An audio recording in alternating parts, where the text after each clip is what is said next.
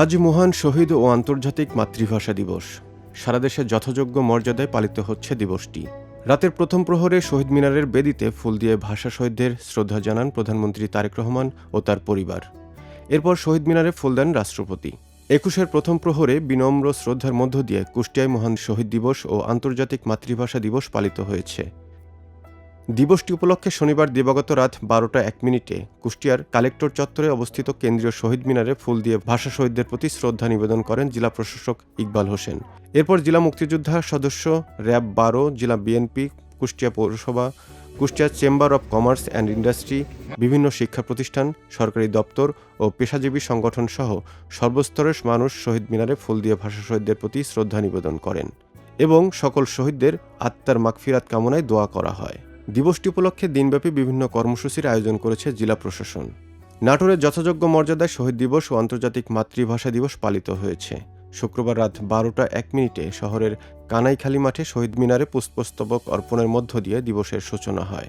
শুরুতে জেলা প্রশাসন, পুলিশ প্রশাসন, জেলা বিএনপি সহ বিভিন্ন রাজনৈতিক, সামাজিক ও সাংস্কৃতিক সংগঠন একে একে শহীদ মিনারে পুষ্পস্তবক অর্পণ করে। পরে শহীদদের আত্মার মাগফিরাত কামনায় ১ মিনিট নীরবতা পালন ও দেশের শান্তি সমৃদ্ধি কামনায় শপথ গ্রহণ করা হয়। এ সময় শহীদ মিনার এলাকায় কড়া নিরাপত্তা ব্যবস্থা গ্রহণ করেন প্রশাসন। জেলা প্রশাসনের পক্ষ থেকে জেলা প্রশাসক আসমা শাহীন, পুলিশ প্রশাসনের পক্ষ থেকে পুলিশ সুপার আব্দুল ওয়াহাব ও জেলা বিএনপির পক্ষ থেকে জেলা বিএনপির আহ্বায়ক রহিম নেওয়াজ সহ দলীয় নেতারা উপস্থিত ছিলেন। রাজশাহীতে যথাযোগ্য মর্যাদায় শহীদ দিবস ও আন্তর্জাতিক মাতৃভাষা দিবসের কর্মসূচি পালিত হয়েছে। দিবসটি উপলক্ষে রাজশাহী জেলা প্রশাসন নানা কর্মসূচি গ্রহণ করেছে।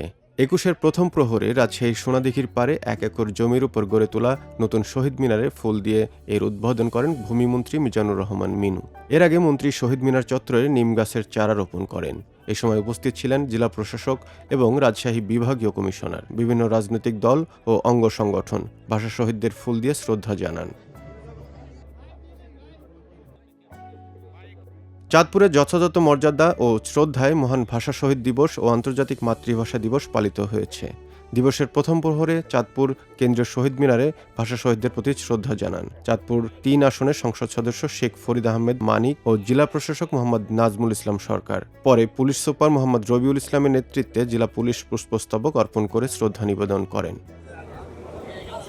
মহান শহীদ দিবস ও আন্তর্জাতিক মাতৃভাষা দিবসে খাগড়াছড়িতে যথাযোগ্য মর্যাদা ও গভীর শ্রদ্ধায় শহীদদের স্মরণ করা হয়েছে।